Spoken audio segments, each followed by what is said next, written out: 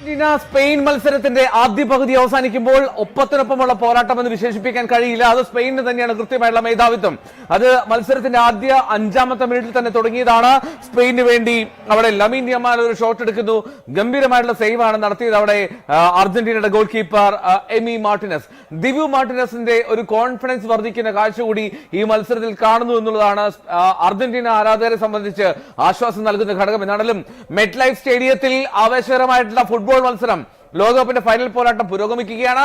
ഈ മത്സരത്തിന്റെ 45 മിനിറ്റാണ് പിന്നിട്ടത്. അതായത് ഇനി 45 മിനിറ്റ് കിടക്കുന്നു നിശ്ചിത സമയം പൂർത്തിയാകാൻ. അതിനുശേഷവും ഒരുപക്ഷെ മത്സരം നീളാനുള്ള സാധ്യത ആദ്യ 45 മിനിറ്റ് നൽകുന്ന സൂചനയെ തന്നെ കണക്കാക്കണം. ആദ്യ 45 മിനിറ്റിൽ അർജന്റീനയ്ക്ക് അത്രമാത്രം ഗംഭീരമായിട്ടുള്ള മുന്നേറ്റം നടത്താൻ കഴിഞ്ഞില്ല.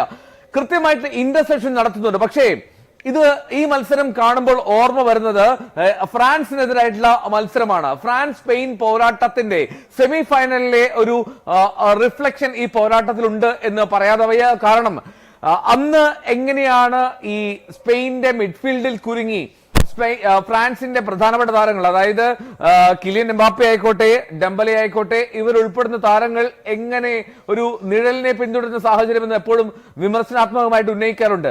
അപ്പോൾ ആ ഒരു സാഹചര്യം ഇക്കുറി അർജന്റീനയ്ക്കും പിടിപെട്ടിട്ടുണ്ടോ എന്നുള്ള സംശയം നിലനിൽക്കുന്നു. മാത്രമല്ല കൂടുതൽ ലോങ് ബോളുകൾ കളിക്കുക എന്നുള്ളതാണ് പ്രധാനമായിട്ടും അർജന്റീന ഈ മത്സരത്തിൽ പുറത്തെടുത്ത രീതി. മറുവശത്ത് സ്പെയിൻ ആകട്ടെ കൂടുതൽ ആക്രമണം നടത്തിയത് ലമീൻ യമാലിന്റെ റൈറ്റ് വിങ്ങിലൂടെയാണ്. പക്ഷേ ആക്രമണം ഒന്നും തന്നെ ഏറ്റവും ഒടുവിൽ ഫൈനൽ തേർഡിലേക്ക് എത്തിയപ്പോൾ പൂർണ്ണമായിട്ടും ഫിനിഷ് ചെയ്തില്ല എന്നുള്ളതാണ് പ്രധാനപ്പെട്ട കാര്യം. അങ്ങനെ അർജന്റീന സ്പെയിൻ പോരാട്ടം അത് ആവേശകരമായിട്ടുള്ള രീതിയിൽ പുരോഗമിച്ചുകൊണ്ടേയിരിക്കുന്നു. ആദ്യ പകുതിയാണ്. ഈ പകുതി 17 മിനിറ്റ് ദൈർഘ്യമാണ്. ഈ 17 മിനിറ്റ് ദൈർഘ്യത്തിന് ശേഷം രണ്ടാം പകുതിയിലേക്ക് എത്തുമ്പോൾ അർജന്റീനയ്ക്കോ സ്പെയിനോ ഗോൾ സ്കോർ ചെയ്യാൻ കഴിയുന്ന ടീമിന് കൃത്യമായുള്ള മേധാവിത്വം ഉണ്ടാകുമെന്നുള്ള കാര്യത്തിൽ യാതൊരു സംശയമില്ല. ഇതിൽ ഇനി മറ്റൊരു പ്രധാനപ്പെട്ട കാര്യം, 5-ാമത്തെ മിനിറ്റിൽ ആദ്യം ആൽവാരസ് ഒരു ഗോൾ സ്കോർ ചെയ്യുന്നു. മാർട്ടിനസ് ഒരു ഗോൾ സ്കോർ ചെയ്യുന്നു. അവിടെ ലമീൻ യമാലിന്റെ ഷോട്ടായിരുന്നു. പിന്നീട് മറ്റൊരു സേവ് വരുത്തുകയാണ് ദിബു എമിലിയാനോ മാർട്ടിനസ്. അവിടെ ഗോൾ സ്കോർ നടത്താൻ ശ്രമിച്ചത് അവിടെ ഒയർ സബാലാണ്. ഇനി 42-ാമത്തെ മിനിറ്റിൽ, അതായത് ആദ്യ പകുതി അവസാനിക്കുന്നതിന് 3 മിനിറ്റ് മുമ്പ് ഒയർ സബാലിന്റെ ലോങ് റേഞ്ച് ഷോട്ട് വന്നിരുന്നു. ആ ലോങ് റേഞ്ച് ഷോട്ടും അത് ദിബു മാർട്ടിനസിന്റെ അല്ലെങ്കിൽ എമിലിയാനോ മാർട്ടിനസിന്റെ സേവ് തന്നെയായിരുന്നു. അങ്ങനെ ഈ മത്സരത്തിൽ ആദ്യ പകുതി 0-0 എന്നുള്ള മട്ടിൽ നിർത്താൻ അർജന്റീനയ്ക്ക് കഴിഞ്ഞു എന്നുള്ളത് ആശ്വാസകരമാണ്. ഇനി ഇതിനിടയിൽ ഒരു അല്പം ആശങ്ക നൽകുന്ന ഒരു ഘടകം എന്താണെന്ന് വെച്ചാൽ അത് ലിസാൻഡ്രോ മാർട്ടിനസ് എന്ന അർജന്റീനയുടെ സെന്റർ ബാക്കിന് ഈ മത്സരത്തിനിടെ പരിക്ക് പറ്റി പുറത്തേക്ക് പോകേണ്ടി വന്നു എന്നുള്ളതാണ്. ലിസാൻഡ്രോ മാർട്ടിനസ് പരിക്കേറ്റ് പുറത്തേക്ക് പോകുമ്പോൾ പകരം എത്തിയിരിക്കുന്നത് നിക്കോളസ് ഒട്ടമെന്റിയാണ്. ഒട്ടമെന്റി അദ്ദേഹത്തിന്റെ പരിചയസമ്പത്ത് കളിക്കളത്തിൽ ഗുണം ചെയ്യാം. പക്ഷേ ഈ വേഗം അല്ലെങ്കിൽ എക്സ്ട്രാ ടൈമിലേക്ക് പോയാൽ അതിന്റെ ഒരു ഫിറ്റ്നസ് കാര്യങ്ങളൊക്കെ ചർച്ചയിലേക്ക് വരുമെന്ന് പ്രതീക്ഷിക്കാം. എന്നാണെങ്കിലും അർജന്റീനയെ സംബന്ധിച്ച് ഇത് വലിയ തിരിച്ചടിയാണെന്ന് പറയാതെ വയ്യ. ലിസാൻഡ്രോ മാർട്ടിനസ് ഈ ടൂർണമെന്റിലെ ഗോൾ സ്കോററാണ്. അവരുടെ ഏറ്റവും മികച്ച ഡിഫൻസ് സെന്റർ ബാക്കുകൾ ഒന്നാണ്. അപ്പോൾ ലിസാൻഡ്രോ മാർട്ടിനസിന്റെ അഭാവം ഉറപ്പായിട്ടും ഈ ആരാധകർക്ക് ഉൾപ്പെടെ വലിയ നിരാശ നൽകുമെന്നുള്ള കാര്യത്തിൽ സംശയമില്ല. അർജന്റീനയെ സംബന്ധിച്ച് ഈ മിഡ്ഫീൽഡിലുള്ള കൺട്രോൾ പോയതായി നിരീക്ഷിക്കേണ്ടി വരും.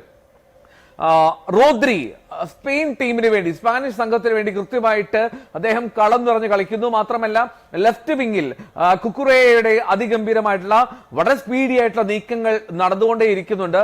അതേസമയം അർജന്റീന പന്തുകൾ ഇന്റർസെപ്റ്റ് ചെയ്യുന്നുണ്ട്. ഇന്റർസെപ്റ്റ് ചെയ്യുന്ന പന്തുകൾ വീണ്ടും എതിരാളികളുടെ ഹാഫിലേക്ക് കയറ്റിക്കൊണ്ടു പോകാനുള്ള ഒരു വ്യഗ്രത പ്രകടമാക്കുന്നില്ല എന്നുള്ളതാണ്. ആ വ്യഗ്രത എന്തുകൊണ്ടാണ് പ്രകടമാക്കാത്തത്? ആ വ്യഗ്രതക്കുറവ് വരുന്നത് മിഡ്ഫീൽഡിൽ വ്യക്തമായ ബോധ്യത്തോടെയുള്ള കളി അല്ലെങ്കിൽ പണി നടക്കാത്തതാണ് എന്ന് വേണം പറയാൻ. അങ്ങനെ ഒരു പ്രശ്നം അർജന്റീന നേരിടുന്നു എന്നുള്ളതാണ് പ്രധാനപ്പെട്ട കാര്യം. ഏറ്റവും പ്രധാനപ്പെട്ട കാര്യം, ഇനി ലിസാൻഡ്രോ മാർട്ടിനസ് ഒരു യെല്ലോ കാർഡ് കണ്ടിരുന്നു. കൂടുതൽ യെല്ലോ കാർഡുകൾ നേരിടേണ്ടി വന്നില്ല എന്നുള്ളതും ആശ്വാസകരമാണ് അർജന്റീനയെ സംബന്ധിച്ച്. എന്താണെങ്കിലും ആദ്യ 45 മിനിറ്റ് അർജന്റീന ആരാധകർക്ക് അത്രമേൽ ശുഭകരമായിട്ടുള്ള സംഭവങ്ങളൊന്നും ഉണ്ടായില്ല. ലയണൽ മെസ്സിക്ക് ഒരു അവസരം ലഭിച്ചു, ഒരു ഗോൾ കീപ്പർ മാത്രം മുന്നിൽ. പക്ഷേ ഉനൈ സിമോൺ വളരെ സമർത്ഥമായി മുന്നിലേക്ക് ഓടിക്കയറി എത്തി. ഒരു ത്രൂ ബോൾ ആയിരുന്നു, ലോങ് ബോൾ ആയിരുന്നു. ആ ലോങ് ബോളിൽ ലയണൽ മെസ്സിയുടെ ആ റണ്ണിന് മുന്നേ തന്നെ പന്തിലേക്ക് ഓടിയെത്തി അവിടെ ഉനൈ സിമോൺ എന്ന ഗോൾ കീപ്പർ അയാളുടെ എക്സലൻസ്, ഈ ലോകകപ്പിൽ എന്തുകൊണ്ടാണ് അദ്ദേഹമാണ് 1-ാം നമ്പർ ഗോൾ കീപ്പർ എന്നുള്ളതിന്റെ ഒരു വ്യക്തത വരുത്തുന്ന തരത്തിൽ തന്നെ യുനൈ സിമോൺ കാര്യങ്ങൾ കൈകാര്യം ചെയ്തു. അർജന്റീനയുടെ മുന്നേറ്റത്തിലും ചില മാറ്റങ്ങൾ അനിവാര്യമാണ് എന്ന് തോന്നുന്നു. ഒരു പക്ഷേ നമുക്ക് അറിയാം, ലയണൽ സ്കലോണി എന്ന വളരെ തന്ത്രജ്ഞനായിട്ടുള്ള പരിശീലകനാണ്. അദ്ദേഹം വരുത്തുന്ന മാറ്റങ്ങൾ ഈ ലോകകപ്പിൽ ഉടനീളം നമ്മൾ കണ്ടതാണ്. ലോകകപ്പിൽ ഏത് മത്സരമാണെങ്കിൽ പോലും നമ്മൾ കണ്ടതാണ്. ലയണൽ സ്കലോണി വരുത്തുന്ന മാറ്റങ്ങൾ അതിഗംഭീരമായിട്ടുള്ള വ്യത്യാസം, ഗെയിം ചേഞ്ചിങ് സബ്സ്റ്റിറ്റ്യൂഷൻസ് ആണ് ലയണൽ സ്കലോണി ഈ ടൂർണമെന്റിൽ ഉടനീളം കാഴ്ചവെച്ചിട്ടുള്ളത്. അപ്പോൾ ആ ഒരു പ്രകടനം ഇനിയും ഉണ്ടാകുമെന്ന് പ്രതീക്ഷിക്കാം. എന്താണെങ്കിലും പാരഡൈസ് കളത്തിലേക്ക് എത്തുമെന്ന് പ്രതീക്ഷിക്കാം. ഒരുപക്ഷെ പാരഡൈസിന്റെ ആദ്യ 11-ലെ ഒഴിവാകൽ അതെന്താണ് എന്നുള്ളതിൽ വ്യക്തത വരേണ്ടതുണ്ട്. രണ്ടു തരം റിപ്പോർട്ടുകളാണ് വരുന്നത്. ഒന്ന്, അദ്ദേഹം 100% ഫിസിക്കലി ഫിറ്റ് അല്ല എന്നുള്ളത്.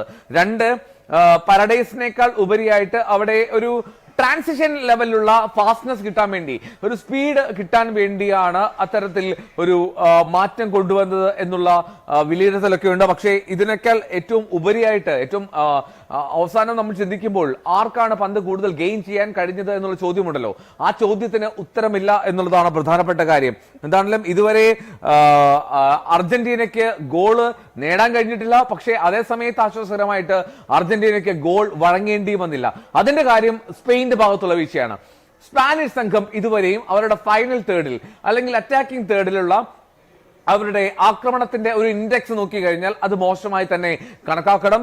ഒരു ഫിനിഷിംഗിലെ പാളിച്ച അവരുടെ പോരായ്മ നിഴലിച്ചു കാട്ടുന്നുണ്ട് ഈ ലോകകപ്പിന്റെ ഫൈനലും എന്നുള്ളതാണ് പ്രധാനപ്പെട്ട കാര്യം. ലയണൽ മെസ്സി അദ്ദേഹത്തിന്റെ പൂർണ്ണമായിട്ടുള്ള ഫുൾ ഫോമിലേക്ക് എത്തിയിട്ടില്ല എന്നുള്ളത്